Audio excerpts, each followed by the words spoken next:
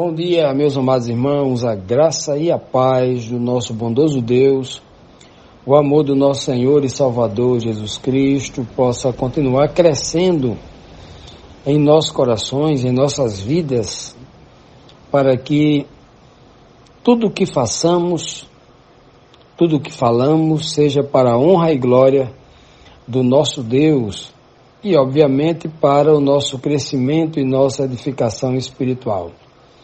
Amados, hoje, quarta-feira, vamos dar continuidade à nossa lição. Estamos falando da lição Ao Pé da Cruz, é o tema da lição desta semana.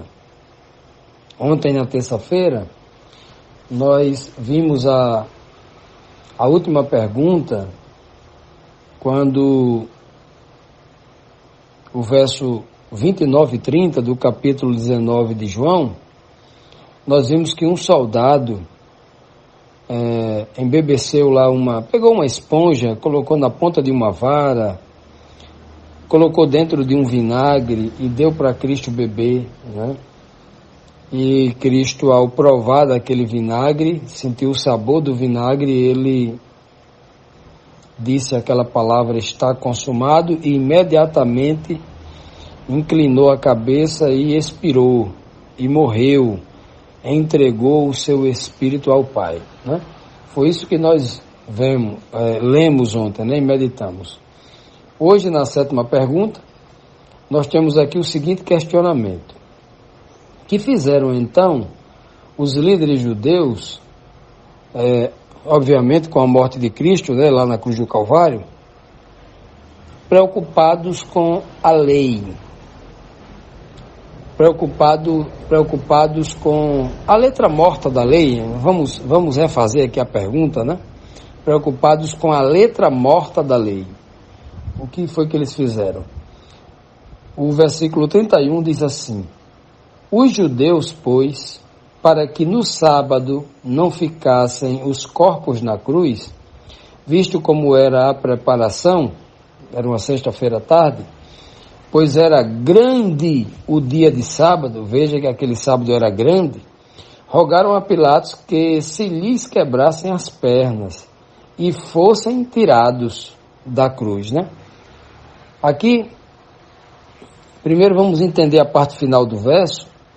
Por que que os líderes judeus pediram para que quebrassem as pernas daqueles que estavam crucificados, Jesus Cristo e mais dois malfeitores, um à direita e outro à esquerda, quebrassem as pernas dele? Porque se eles não tivessem mortos, quando eles quebrassem as pernas, né, e obviamente ali eram várias pancadas nas pernas, quebrando fêmur, quebrando tíbia, perônio, na altura do joelho. Então, tanto a dor acelerava a morte, quanto a hemorragia interna, porque muitas dessas pancadas que eles davam nas pernas para quebrar, havia também fraturas expostas e tudo. Era um sofrimento muito grande. Então, isso aqui aceleraria muito rápido a morte deles. E era por isso que os judeus, para favorecer uma suposta lei, um entendimento da lei que eles tinham, eles iam torturar pessoas a terem uma dor descomunal, algo assim, de uma crueldade terrível, né? De uma crueldade terrível, para acelerar a morte daquele povo, para que em seguida mortos fossem tirados da cruz já mortos, né? Porque isso também era uma regra dos judeus, dos romanos, né? Só retirar da cruz quando a pessoa morre. Então, os judeus fizeram esse pedido a Pilatos, né?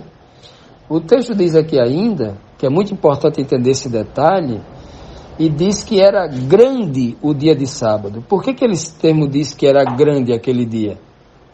Era grande, esse termo é usado para informar quando encontrava o feriado de uma festa, como a festa da Páscoa, que era o caso aqui, a festa da Páscoa, que já, né, ela praticamente é colada ali, né, se inicia juntamente, quase que junto com a festa dos pães ázimos, né? Porque na festa da Páscoa você come pães ázimos. E aí você praticamente é colado uma festa com a outra, né? Páscoa e Pães Asmos estão juntas ali.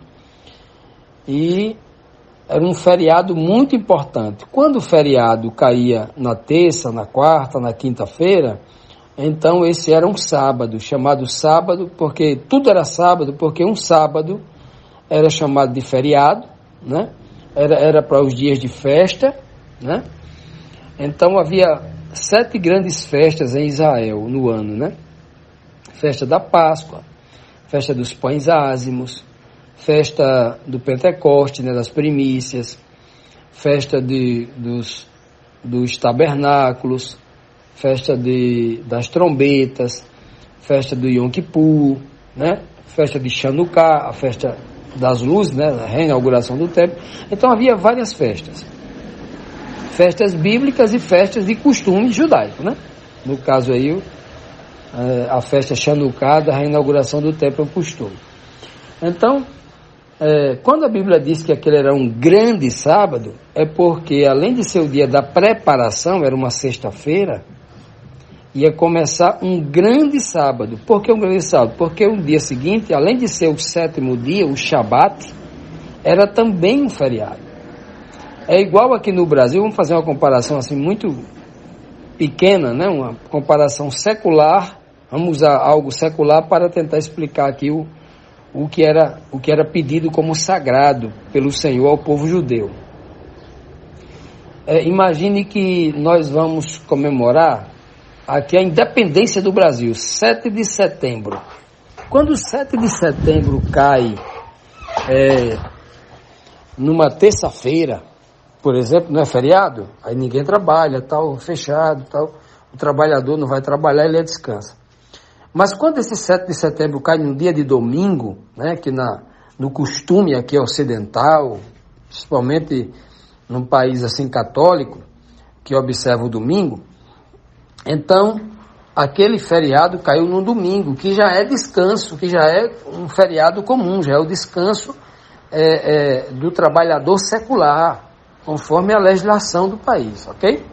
Então, é exatamente isso, por isso que o texto diz que aquele era um grande sábado. Para as pessoas que dizem que Cristo morreu na quarta-feira, esqueceram desse detalhe aqui, mais um detalhe, né? Que aquele era um grande sábado, era um dia da preparação, quando Cristo morreu na cruz do Calvário, e ia se iniciar um grande sábado. É por isso que eles estavam querendo tirar os mortos ali da cruz, porque aquele era um grande sábado. Além de ser o 7º dia do Shabat, estava acumuladamente, juntamente com um feriado de descanso, que era a Páscoa, né? A Páscoa, o Pessa, né? Aquela que trazia as lembranças da libertação do povo lá do cativeiro do Egito, quando o Senhor, com mão forte, tirou o povo da escravidão do Egito e os levou ao deserto para ali os educar, para que ali o Senhor pudesse se revelar para eles como um Deus mantenedor, um Deus protetor, um Deus que quer ensinar, reeducar o povo a educar, né? Educar o povo a servi-lo de forma santa e poderosa. Pois bem, então no início do texto diz que os soldados aqui, diz que os judeus aqui, desculpe, eles estavam querendo retirar Jesus ali da cruz e os outros demais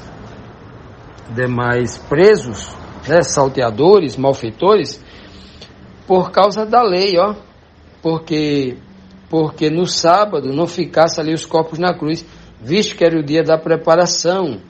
Então, olha só, eles tinham uma preocupação de no dia de sábado não ter ninguém morto pendurado numa cruz, para que o povo ali não tivesse vendo aquela cena e pudesse estar mais tranquilo. Como que alguém podia estar tranquilo vendo no dia anterior aquilo?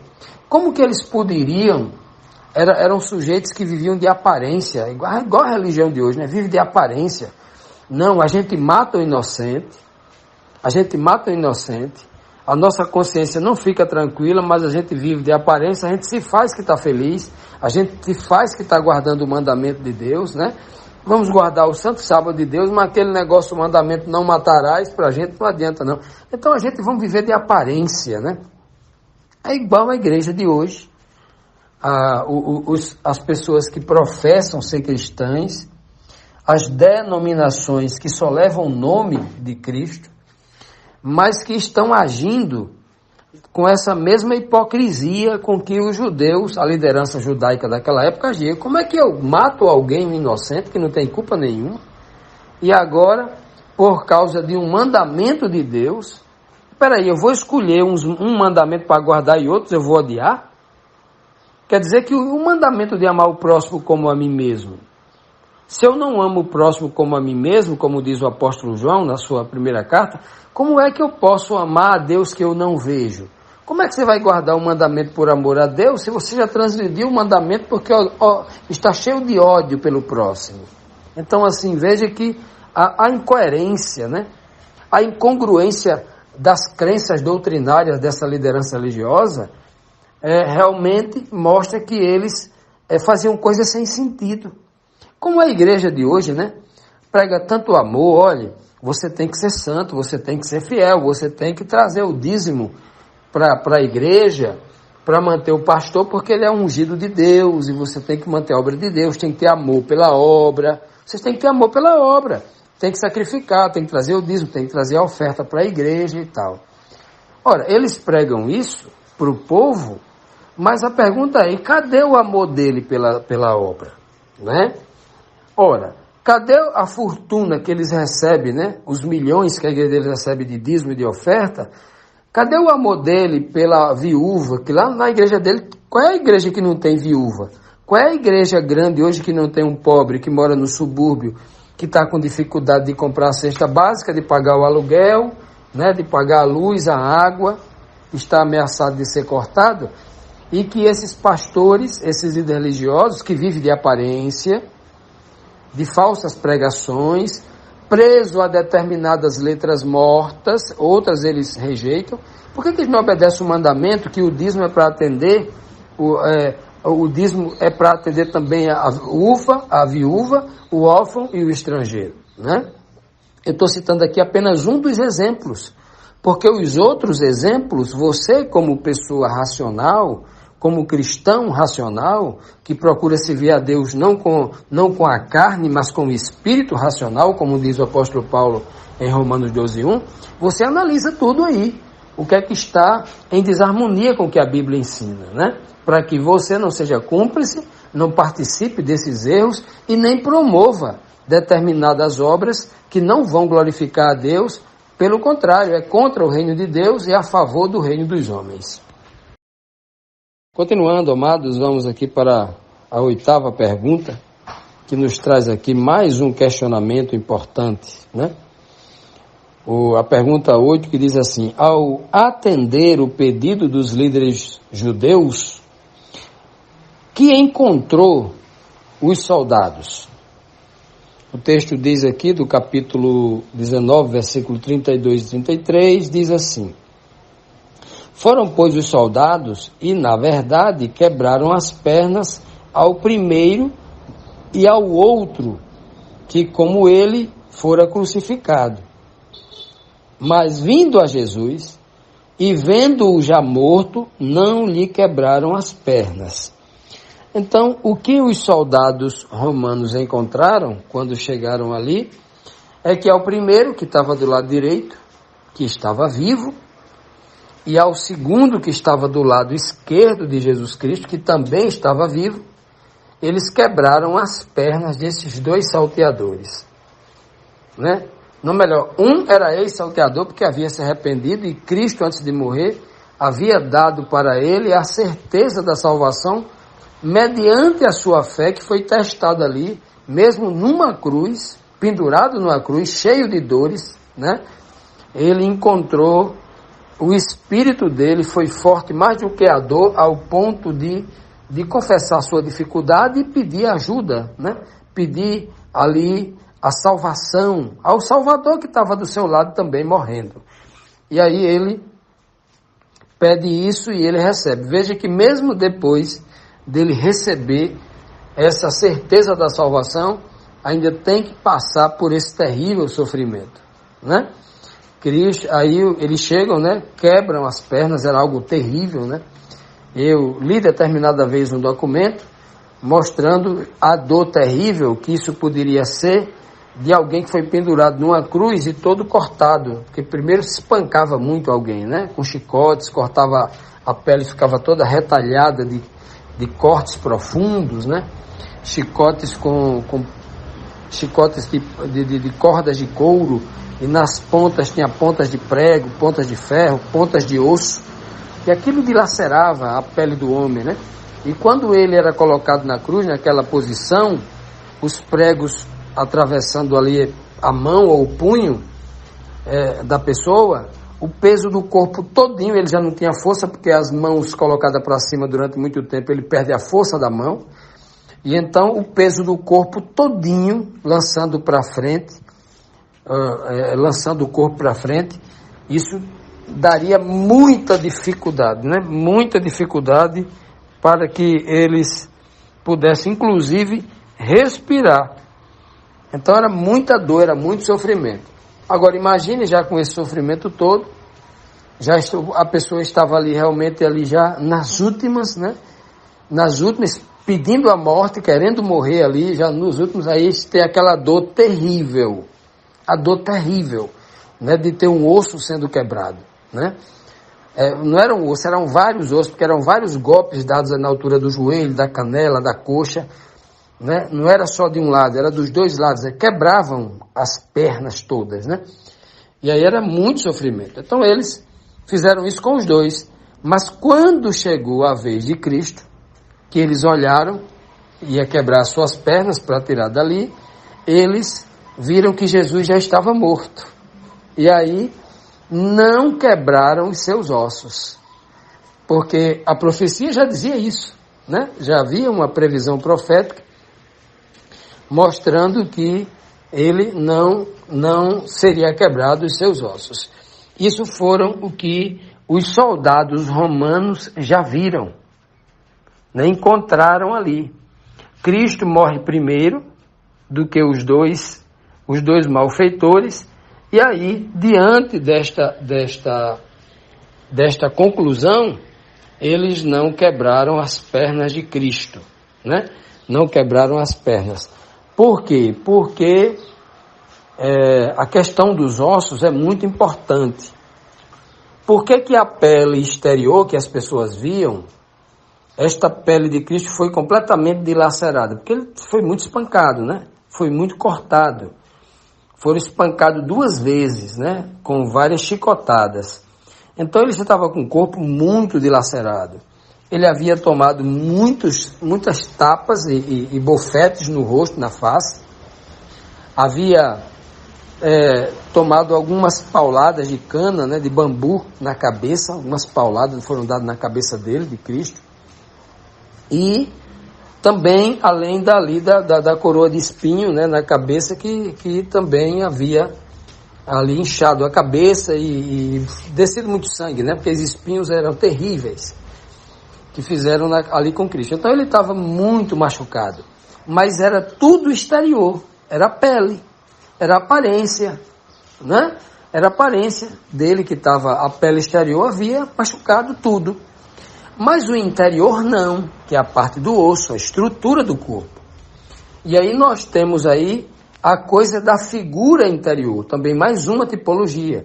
Cristo sempre usa isso, a linguagem tipológica que ele usa, bem claro para isso, é a figura do pão e do vinho. Aquilo que era um tipo do corpo e do seu espírito, né?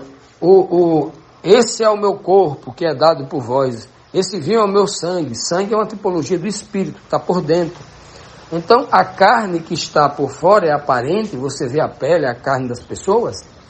A carne no sentido do homem exterior, era o pão. Cristo está dizendo assim, como esse pão, ou seja, comam de mim, seja como eu, ande como eu ando, se apresente como eu me apresento, me imitem em tudo, né? Mais ou menos isso. E o sangue, que era a tipologia do Espírito, o Senhor está dizendo, bebam este sangue aqui, que é para que o meu Espírito também esteja em vós. Era uma tipologia, né? Até hoje, a igreja cristã faz isso. Toma a ceia, o pão e o vinho, né? para proceder, andar como Cristo andou, fazer como Cristo fazia, falar como Cristo falava, e sentir e viver como Cristo vivia no sentido espiritual.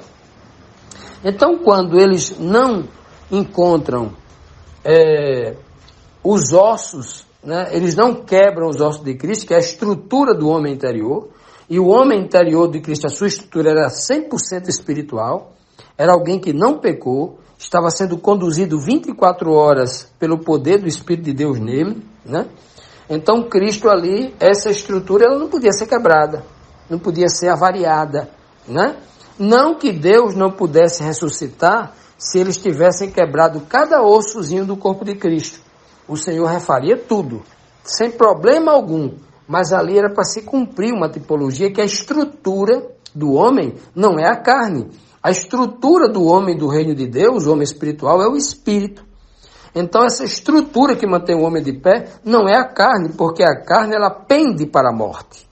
Ela pende para o mal, para o pecado, para a morte. Mas o espírito não, como diz o apóstolo Paulo no capítulo 7 e 8 de Romanos. O espírito não. A carne é fraca, né? O espírito é forte, mas a carne é fraca, disse o apóstolo Paulo. Então aquilo que vem de Deus, o homem espiritual, essa estrutura o homem não pode tocar. Essa estrutura o homem não toca, né? Não quebra. Então é a grande tipologia que nós temos aí nessa mensagem espiritual de não tocar no homem interior Jesus Cristo.